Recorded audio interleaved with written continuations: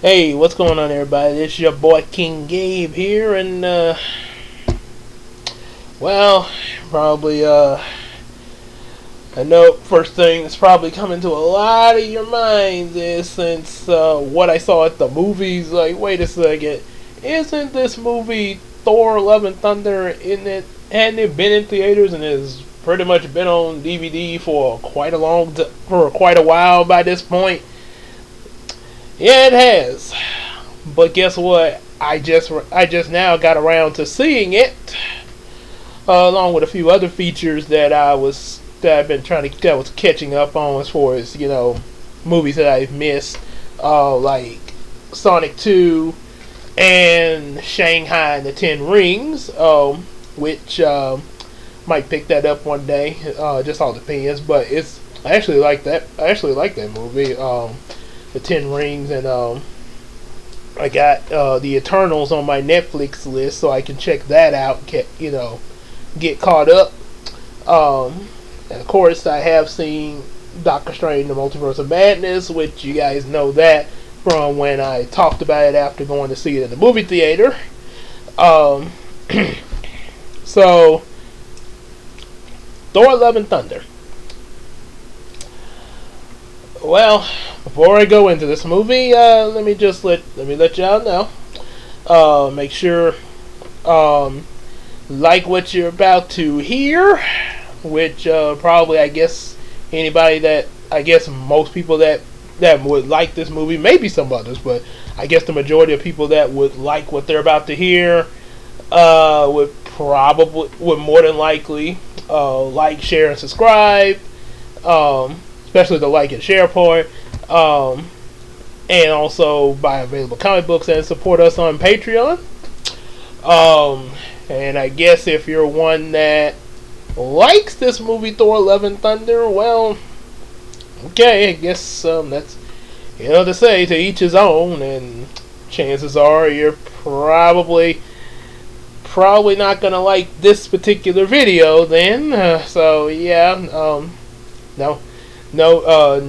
nothing saying that you have to watch this one if you enjoyed the movie. That's completely fine with you. Now to all the crowd that pretty much feels similar to how I feel. Yeah, we're in for a ride. So I saw this movie last night with Christina. We both looked at it together. Well, there's some good. Okay, let me say some good things about the movie before I go into how terrible the movie was. Good things about this movie is, well, Christina got a laugh out of it. She thought it was pretty hilarious.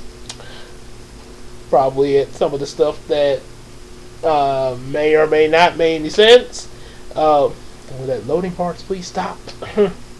So, well, they had a good set design and everything. I liked the inclusion of the Guardian of the Galaxy. It wasn't too long, which that people did sort of mention that it was just sort of a brief with the Guardian of the Galaxy, and then they sort of parted their ways, which, yeah, that makes sense considering that Thor is not in the Christmas special with them. So obviously, at some point they had to kind of split ways, and probably lucky for them, they didn't have to worry about being in the rest of what didn't work in this movie.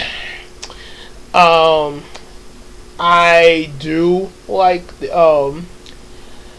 I will admit, going into the movie before I even saw it, I heard, all the talk with Jane Foster being the new Thor, which I really don't understand that concept. Because the first thing kind of came to my mind is, of all the things you could do in the Thor movies, why in the world would you make Jane worthy to hold the hammer, and as they call it, the new Thor, rather than someone like, if you're trying to, do somebody that, trying to give the hammer to somebody, to a lady and everything, Lady Sif or Valkyrie, either of those ladies, because I mean they're warriors, like Wonder Woman. Shoot, Wonder Woman could have crossed paths in this universe and held that hammer. Um, I would even imagine maybe possibly Storm because of her, if depending on what they do with her in the MCU. Yeah.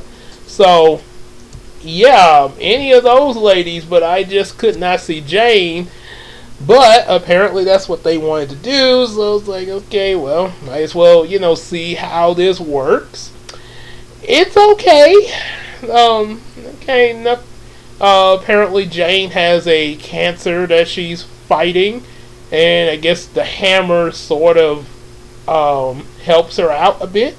Sort of like, sort of like Tony's arc reactor kind of thing.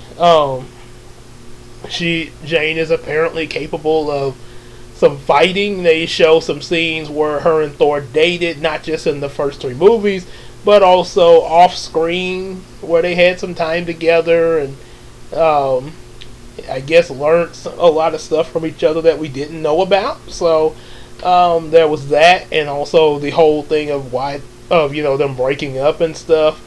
And now they're getting back together. Okay. Okay. Yeah. So, yeah, that, like I say, the thing of Jane being a new Thor was a personal thing with me, but okay, that's okay. You want to try something new, but my only thing with it, even with them doing it, why call her the new Thor? Because this is why. Okay, think about this for a second. Thor is the guy's name. It's not a title. And what I mean by that, okay, think about Black Panther for a second. Black Panther was not a biological birth name. That was a title given to the King Warrior of Wakanda, but it could also be given to a female like Shuri. So now we have a queen, or I guess she'll become a queen. I'm not completely sure. I'm not sure how the royal thing's going to work, but bottom line, we know she's a princess, and she is the new Black Panther. But that works because Black Panther is a title that can go either way. It's not a birth. Again, it's not a birth name. She's not calling herself Lady Chala. She's Black Panther. Captain America could possibly go to a lady. I think they had Peggy has become Captain America. I've heard some people say Lady Liberty, but hey, Captain America could still work for a lady. Captain America, Captain Marvel can work for is a title, but not Thor. I don't see what Kevin Feige was thinking with that. Because I mean, you think about the previous movies, Age of Ultron, when Vision picked up that hammer. Vision didn't become the new Thor. He was still Vision. He was just able to pick the hammer up. Who else? Hela was able to hold the hammer and destroy it. That sure enough didn't make her the new Thor. Captain America was able to pick up the Mjolnir. He's not the new He's not the new Thor, but he's able to wield Mjolnir. So yeah, wielding Mjolnir does not automatically change you, and does not change and make you I'm Thor now. You're just able to wield it, whether be it male or female, because Thor is this guy's name. Yep. So that's something to point out there. But like I say, I went in and gave it a chance. Just calling her Jane Foster. I'm not calling her Thor. She's Jane Foster, and she's able to wield a hammer. We got Meek and Krog in there, the rock guy, and Valkyrie. Good additions. Apparently, the plot of the movie is dealing with I think Gorg they call him, Gorr. According to the comics, he's supposed to be the God Killer, like killing off the different lowercase G gods, like Hercules and all that. God, people like that. Apparently, there's several other gods off screen that he starts to kill, and his reason behind doing so is because he was betrayed by some forest god that did not spare his daughter, and he became sick and was starting to die until this god killer sword possessed him, and he then took it upon himself to just, well, I'm mad at every god and goddess, so I'm just gonna kill you all. Okay, so Christian Bale has a motivation. Okay. And then of course he does so, which leads Thor to have to try to protect these new Asgard, as we saw in Endgame. It's on Earth, because Asgard blown up and everything, so they're living on Earth. They try to recruit Zeus and all them, but that doesn't seem to work out, and it just results in Thor and Jane having to team up with the children, I might add, to take down Gorg, thus resulting in the result where he actually is dying. They once the sword, the weapon that's possessing him, is destroyed, that he's actually dying, much like how Jane is without. Well, actually, with the hammer. I think Thor mentioned that while it was giving her the powers and stuff, it sort of was. I guess it slowed down the cancer, but the cancer was still taking effect. It just slowed it down. I guess, and yeah, pretty much. That it's never really said where the cancer came from in the first place, because she had it before she got the hammer. My guess is, I'm assuming it must have come from the Dark World with the ether. I know the ether was taken out of her, but maybe there was some of it still in there that they didn't get. Maybe like a small fraction of it that they did not detect. And much like Lex Luthor with the kryptonite, it didn't. Maybe the little bit in her started to affect her after years later, and now, right where we're at now. So, yeah, there's that. And of course, both Gorg and Jane die. Wow. They die, and one other good thing before I go back to complain is I do like the shot of Thor and Gorg's daughter. It's not Thor's daughter; it's actually Gorg's daughter that he asks Thor to help take care of, since he is dying and about to join in Valhalla. So pretty much that's where we get the ending scene, Love and Thunder, because he named his daughter Love, and we know Thor is Thunder. So, okay, that's kind of clever. And yeah, with that, the movie ends. So, that's about a little over 14 minutes of some, maybe a little less than that, because I got, maybe a little less than that because of my intro, but that's pretty much the good that I can say in this movie from watching it. Oh, but here comes the complaints, and it's not just little small nitpicks here and there. Oh my goodness, this movie feels like a fan fiction. Let me repeat that. It feels like a fan fiction, and I have no problem with fan fictions, especially good fan fictions. I have read some good fan fictions. I've made some. My sister and I have wrote some fan fictions of our own with other friends.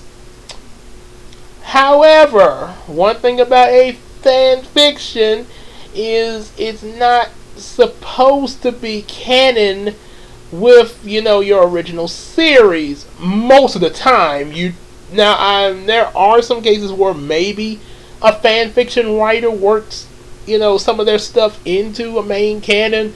Like if they get hired to write for this franchise or something like that. Like say a Yu-Gi-Oh fan fiction writer writing for the Yu-Gi-Oh series or an episode or something like that.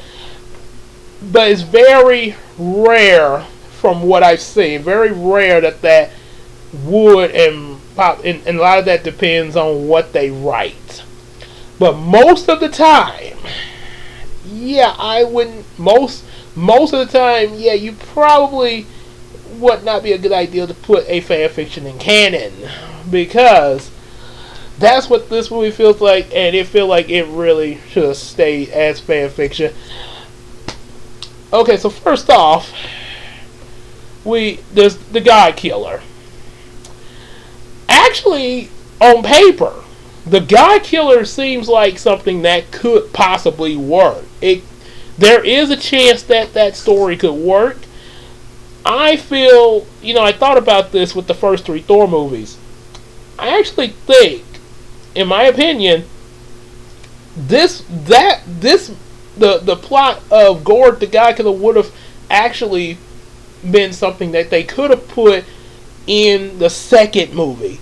Maybe he would be the one over the Dark Elves in that movie, since that movie was kind of random, and between 1 and 3, it still would be kind of random, but it would kind of fit with that movie, and it was still decent, for what they gave us. But Gorg would have probably fit in good with that movie being over the Dark Elves. Maybe he would align with the Dark Elves to go killing I know that's his title, the God Killer, but what if it wasn't so much that he just went after every god out there and was like, oh, you're dead, you're dead, you're dead. What if he was just specifically after Thor and Odin? If you put him in the second movie, you could do that. He could definitely be after them. Matter of fact, he could be the one that kills Thor's mother. That would make a lot of sense. Thor and Loki would obviously have to try to team up to go up against them, along with, Thor's other friends like Sif and all them. And this would really, I just think that really would have worked more better for that movie, Thor versus Gorg, for the second movie, along with the Dark Elves, as his henchmen, sort of like Loki with the Chitauri and Avengers. That could work. And then, of course, you still have your third movie with Hela. The reason I feel that this does not work where it's at is because we've had the first movie. Oh, I stole Loki. I took you from the Frost Giants and thought that we could form an alliance, but I lied about it. Oh, by the way, I'm going into my sleep now, but it looks like I'm dying. No! And then there was the whole thing. Then Thor versus Loki, and carried over to the Avengers, of course. Second movie came up, just like I said, the random elves there. Also introducing the Ether, which I think was supposed to lead to the Reality Stone, out of the Infinity Stones. So there was that. And then, of course, the third movie. Oh, by the way, boys, I'm dying for real. I'm just out here enjoying nature.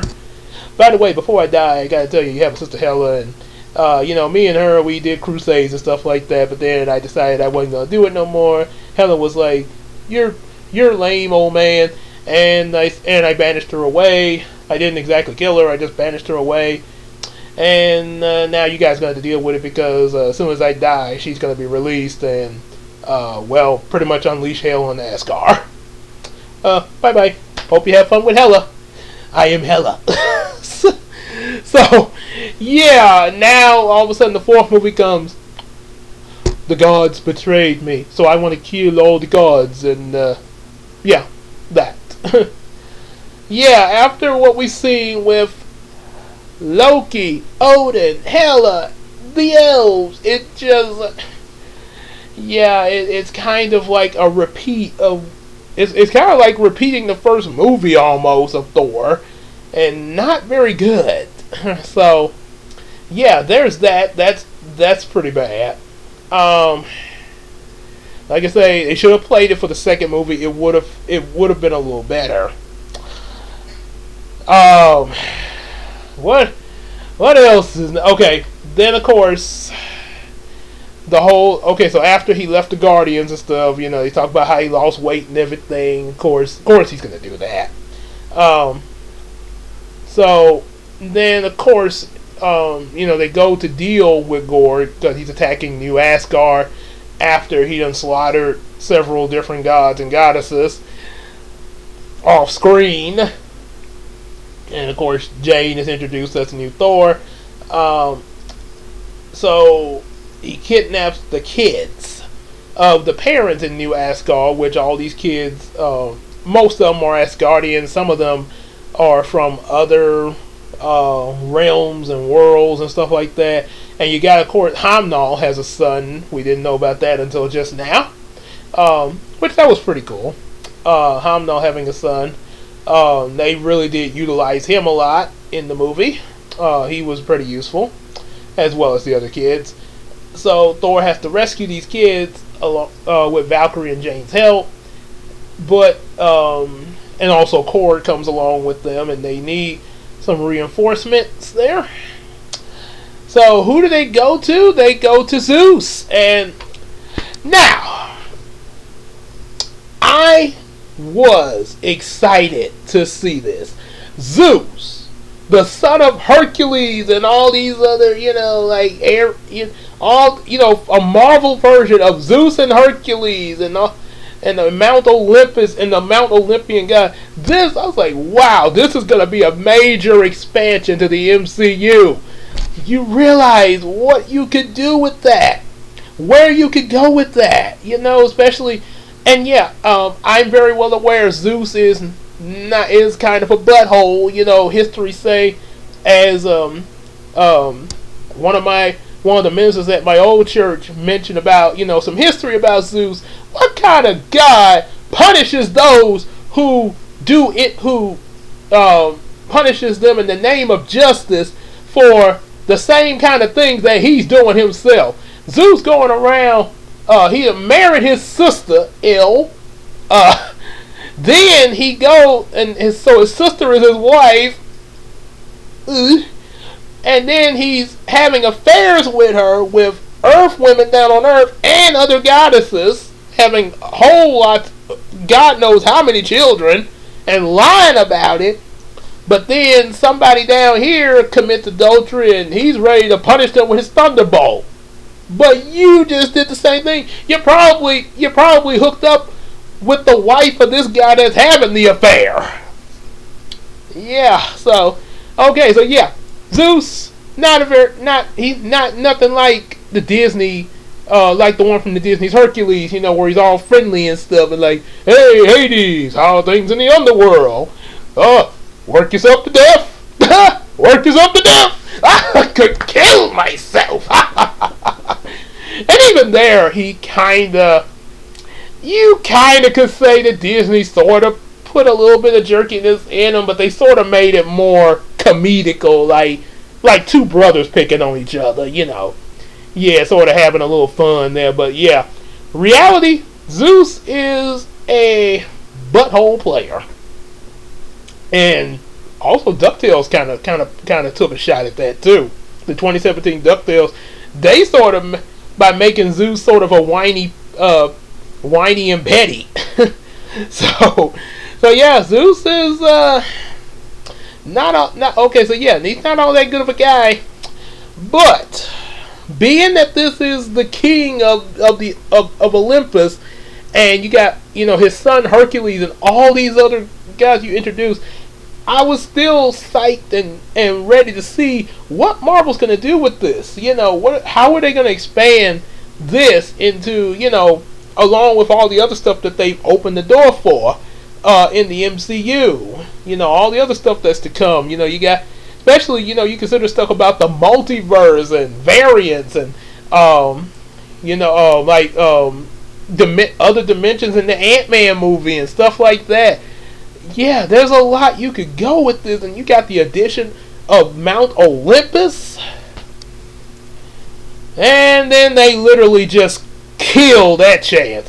I am not kidding. So apparently Thor looks up to Zeus as a hero, but despite that, Zeus is pretty much like, hey, I ain't gonna help you, that ain't my problem. Yeah, and yes, of course, being a butthole, yeah, that kinda fits. But you would think that maybe some kind of, even with him rejecting to help Thor, I was thinking maybe, you know, Gorg was gonna find some way up there, you know, while they were trying to, like, okay, we gotta find some way to convince Zeus or so whatever, and maybe Gorg would have came up there, and then of course it would have been Zeus's problem then, because Gorg would be up there causing chaos, trying to get to him and kill him. So obviously then Zeus was like, okay, yeah, I guess we could team up, you know, only because he's up here in my place, you know. So that's what I was thinking was going to happen, and it would be like this all-on, Thor teamed up with the Olympians and stuff like that, this full-on fight and everything, you know, and then plus with the inclusion of Jane and Valkyrie and the horses and all that. But we don't get that. Instead, we end up getting Thor being so mad that he continues to call out Zeus on his bullcrap. Zeus has had enough of this, and is like, okay, look, he decides to turn into Reggie from Nutty Professor. Enough! I can't take this stuff no more. You done talked about me enough, Thor. I tried to be peaceful, but now it's time for Zeus to karate-tize your butt. Oh yeah. Yeah, so apparently he decides to go like that, throw a thunderbolt. It doesn't, now it actually strikes Korg in one scene. Of course it doesn't kill him. He is still alive by his face with his mouth bone in, and of course at the end of the movie he regrows his body. I guess SpongeBob logic. Okay. But this is the part that really angered me about this Mount Olympus scene. Again, I know Zeus is not that good of a guy, but being that he is supposed to be the strongest of the lowercase g gods and goddesses, you know, he's supposed to be pretty much, probably, I would say either stronger than Odin or maybe at least on the same level as Odin, or maybe a little bit stronger. But here's the thing, his thunderbolt he throws, Thor bats it back, and the thing goes through Zeus, through his chest, out his back, and I'm dead. Hang on a second. What the heck? What the heck? What the heck? What the heck? Oh my goodness! I never thought. I did not expect to have to go that route, but and then, oh boy! I sure hope this don't throw out my throat tomorrow, because it's starting to hurt again from doing this. But I'm gonna get through this. Oh, why? Why on earth? And I know it's the thunderbolt of Zeus that struck him. But this is his thunderbolt. I mean, okay, I can understand maybe it would hurt him a bit, but he should not have been killed that quick. That doesn't make any sense. How is he dead that easily? The king of Mount Olympus. And now he's just dead. That's just it. That's just it for the MCU. You saw him for this. You brought Russell Crowe in to play this guy too, and that just for him to come, be what Zeus usually is, mouth off to Thor and then die.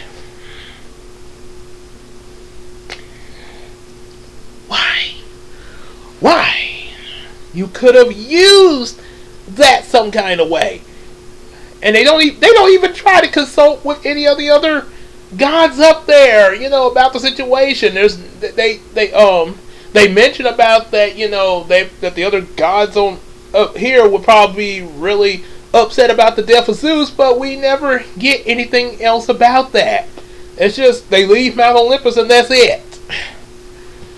Yeah, well, he kills Zeus. So, by the way, Thor, take Zeus's thunderbolt. Okay, now we can go.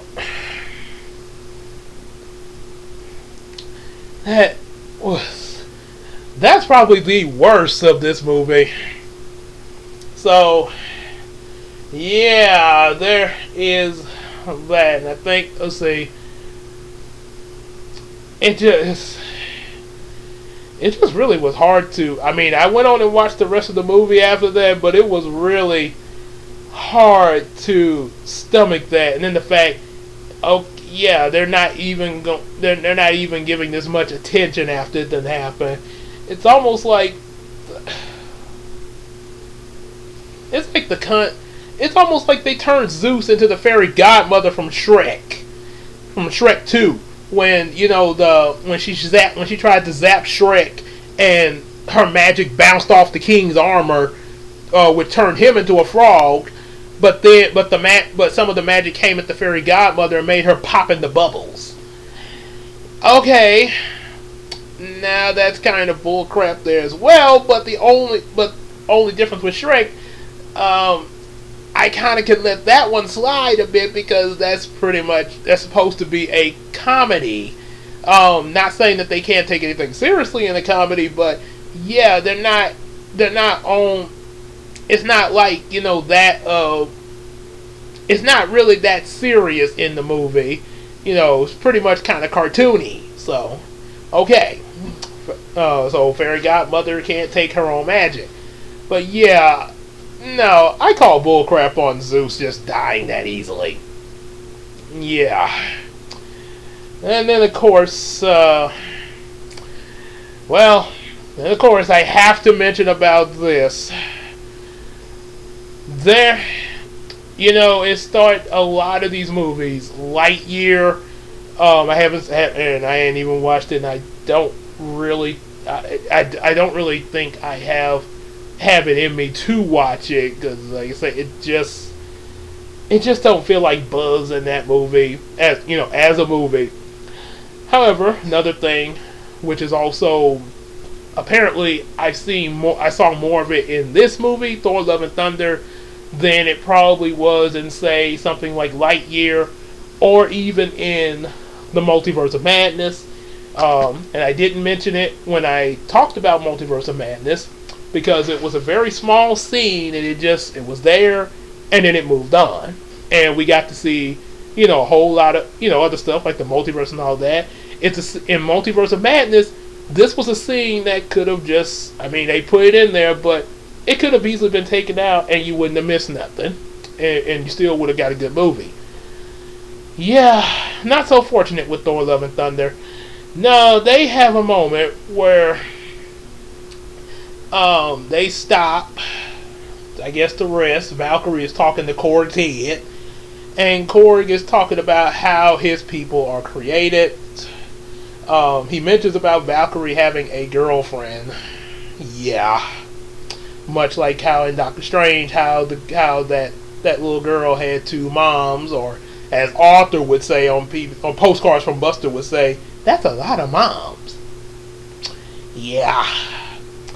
So yeah, the two moms. Korg apparently.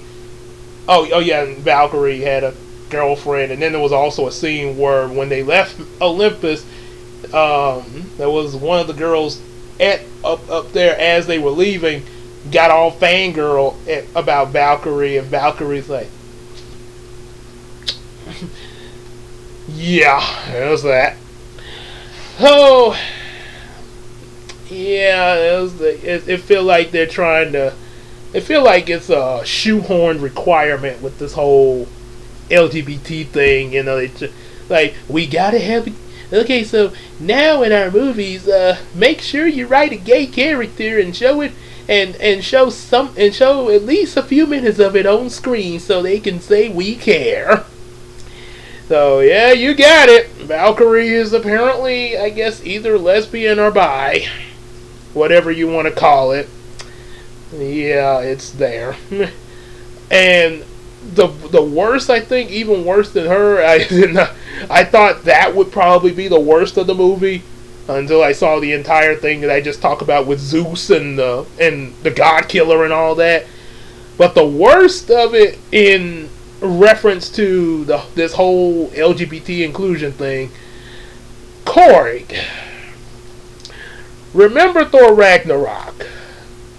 Thor Ragnarok, Korg clearly said, when he was talking to Thor, and Thor was trying to escape, but he couldn't escape, and Korg was just having a little conversation with him.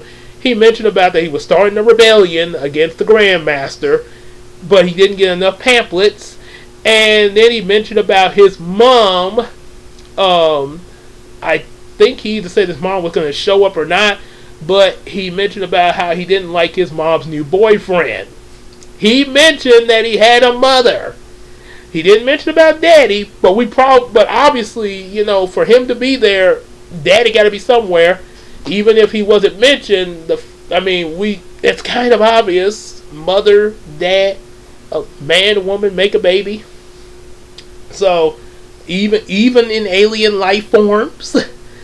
However, whoever wrote Thor Love and Thunder fan fiction decided to just throw that out the window and say that now we say that Korg has two dads. And not only does he have two dads, oh no, that's not enough. We have to explain how two life forms of the same gender reproduced him. Oh.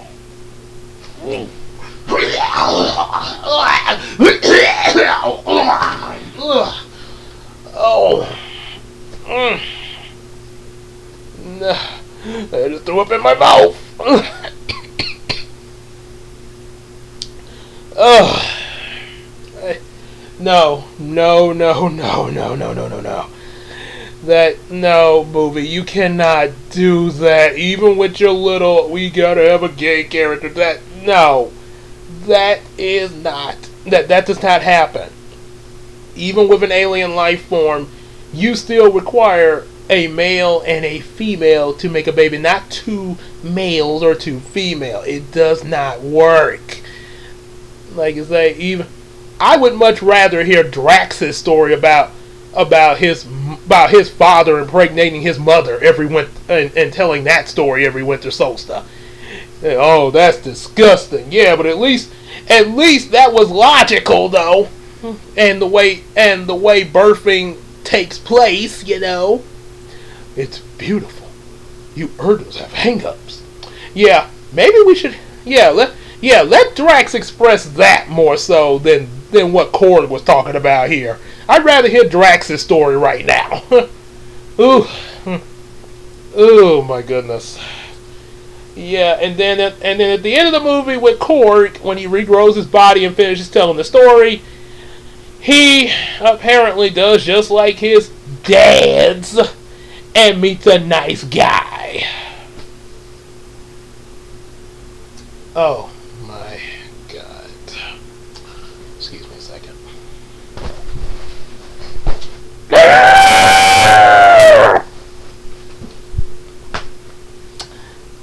This movie was terrible. This was awful, god awful, and that's not even. And like I say, yes, I know. I mentioned about the whole lesbian, gay stuff that's in there. But even if you took that out of the movie, or even if you overlooked that and was like, you just okay, yeah, go on to the next. Okay, yeah, whatever. Okay, you got this thing. Go on to the next scene. Because trust me, my wife and I have sat through Glee with Kurt like this. Yeah, And once it got to the later seasons, we kind of stopped watching. But in the early season, yeah, it wasn't quite as bad. Kurt did his little thing, but then the scene would be over, and we get to the other people in the show. The Doctor Strange movie. The girl has two moms, but that was one scene. They showed it, and that was it. Then we moved to the multiverse and Secret Professor X and all the other cool characters and stuff. And Wanda versus Doctor Strange. So, yeah, that movie was not affected by this.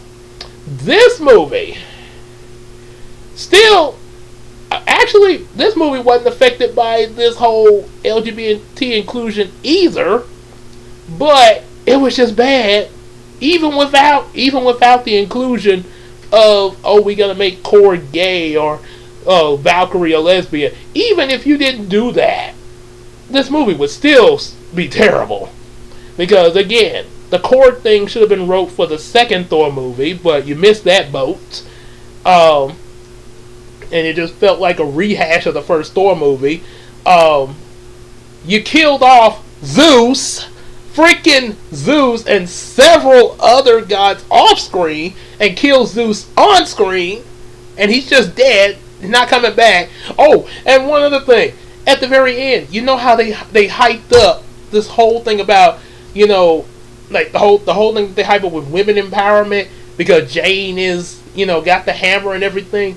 Okay, so I'm thinking that maybe Jane is probably going to show up in, other movies with the hammer and everything. Okay, that'd be kind of, okay, like I say, I didn't think that was, I never really had thought about that, but hey, okay, you want to try something new, that's fine. Let's see how this goes, as Uncle Phil say. But I'm not even going to be able to see Jane in other movies now. You gave her that hammer, had her fight alongside Thor, and then you just let her die at the end of the movie. Are you really, Marvel? Really, Kevin Feige? Why would you kill off Jane and have all this hype about her, having the hammer stuff? Probably even have merchandise of the lady. And yeah, I see some merch in the store. Yeah, Trikes. Yeah, that's gonna be kind of a mixed message. Your kids are playing with Jane action figures dressed up like Thor and stuff, have his hammer and stuff, and then just to know that she's dead. Well, the only good thing I can say is she at least got more screen time than Arcee in Bayformers 2. If that says anything. Oh boy. But yeah, this movie sucks. There's a little bit of good in it, but it sucks. It didn't even need to be written in the first place. And again, even with or without the LGBT thing, not saying that inclusion was good in the first place either, but people are gonna do what they want to do, regardless of whether it's right or wrong. So, but with or without it, this movie was still going to suck. Yeah, because it was just not a good story at all, and you killed the character Jane that you hyped up. Again, I wasn't too on. I didn't think that the whole thing with Jane was going to work before the movie came out. I was kind of skeptic about seeing that, but I still looked at it anyway, and tried to actually I'll give this a chance. And I'm thinking, first thing I'm thinking, okay, yeah, we're probably gonna see Jane in some other movies. Maybe her and Thor team up with the Avengers or something like that, and maybe against Kang and stuff like that. Okay, I'll go with that. Okay, I'll give that a chance. But how am I supposed to give it a chance if you kill Jane? Oh boy, Lord have mercy. But yeah, it's a terrible movie. But again, if you still enjoyed if you don't watch this whole video, but yet you enjoyed this movie, well, that's I'm not saying anything bad about you for liking it. Like I said, my critiques and criticism are toward the movie. I'm not saying anything bad about its viewers. So just clearing that up. Like, oh, Gabe is insulting us for liking this movie. No, if you want to like it, go ahead and do it. Just like how I like She-Hulk, and apparently people hate me for liking She-Hulk, which they shouldn't. It's okay. It's okay to have people not like something like She-Hulk, but it's not okay when you go bashing other folks that like it, like myself. So I'm not gonna bash anybody for liking Thor Love and Thunder. I'm just expressing how I feel about the movie. But like I say, that's your choice. If you want to go see it, and want to have fun with that, that's up to you guys. Yeah, like I say, go right ahead. But as for me, well, I know I'm taking a look at. I know I'm going to be watching this again since I got a copy now, and I'm definitely taking a second look at this. Yeah, like the video and everything. Definitely like, share, and subscribe. Like and share with your friends. Buy some of our available comic books and support us on Patreon. We definitely could use that, for future videos, projects, as well as other things outside of what we're doing here on YouTube. Not to mention, the comics and stuff like that. Yumiko 1 should be released at some point in January. I assume at the first of it, but yeah, it'll be some point in January. Once I get it sent in, because I also have to order copies of it. So should be able to have that going. And also at some point in the future, probably I would say over in like maybe the summertime or something like that. If not before, but maybe no later than the summertime. Try to have a book signing for both my wife's books and my new Yumiko books, as well as the other books that I've previously written too, to sell them as well. But obviously it'll be here in Shreveport. However, you can, still order some books. Yeah, definitely do that. And again, support us on Patreon. And I guess we will see you in the next video, as well as the new year. And hopefully, one other thing before I close this out. I know a lot of people are talking about the MCU is dead and they're not good as they used to be. Let me clear something up. I hated Thor Love and Thunder, just this one movie, but I still recommend people to still be with the MCU. Referring to the people that have been watching the previous movies, MCU fans, stuff like that. I still recommend you guys continue to be with the MCU and what they're bringing out. Like I said, this was just one movie. One movie. Sometimes this kind of thing happens in a ongoing franchise, but it's just one movie.